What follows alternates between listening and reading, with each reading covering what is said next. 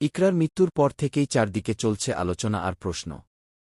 এর মধ্যেই হঠাৎ করে সামাজিক মাধ্যমে ছড়িয়ে পড়ে একটি অডিও কল রেকর্ড, যেখানে শোনা যায় ইকরার জানাজায় থাকতে না পেরে কান্নায় ভেঙে পড়েছেন আলভি।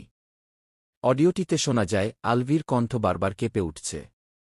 তিনি বলছেন, আমি জানাজায় থাকতে পারলাম না। এটা আমার জীবনের সবচেয়ে বড় কষ্ট।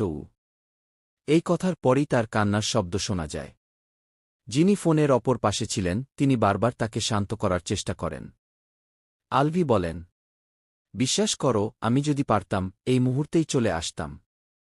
ইকরাকে শেষবার দেখতে পারলাম না। এটা আমি কখনো ভুলতে পারব না গি।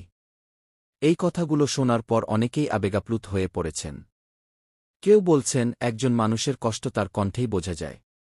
আবার কেউ বলছেন সত্যটা পুরোপুরি না জেনে কাউকে বিচার করা ঠিক নয়।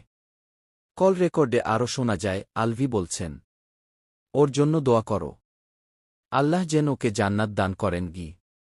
এই অডিও প্রকাশ হওয়ার পর সামাজিক মাধ্যমে নতুন করে আলোচনা শুরু হয়েছে। এতদিন অনেকেই প্রশ্ন তুলছিলেন কেন আলভি ইকরার দাফনে আসেননি। কিন্তু এই কল রেকর্ড অনেকের দৃষ্টিভঙ্গি বদলে দিয়েছে। একজন নেটিজেন লিখেছেন, কণ্ঠ শুনলেই বোঝা যায় মানুষটা কতটা ভেঙে পড়েছে গি। তবে আবার কেউ কেউ বলছেন পুরো ঘটনার সত্য এখনও পরিষ্কার নয়। তাই আবেগের পাশাপাশি বাস্তব ঘটনাটাও জানা জরুরি।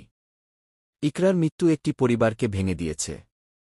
আর সেই ঘটনার পর আলভির এই কান্না যেন আরও গভীর করে তুলেছে পুরো ট্র্যাজেডিটাকে।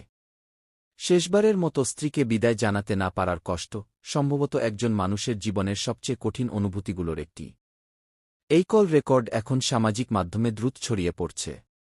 আপনার কি মনে হয় আলভির এই কান্না কি সত্যিই অনুশোচনার? ভিডিওটি শেষ পর্যন্ত দেখুন। আপনার মতামত কমেন্টে জানান। ভালো লাগলে লাইক, শেয়ার ও সাবস্ক্রাইব করতে ভুলবেন না।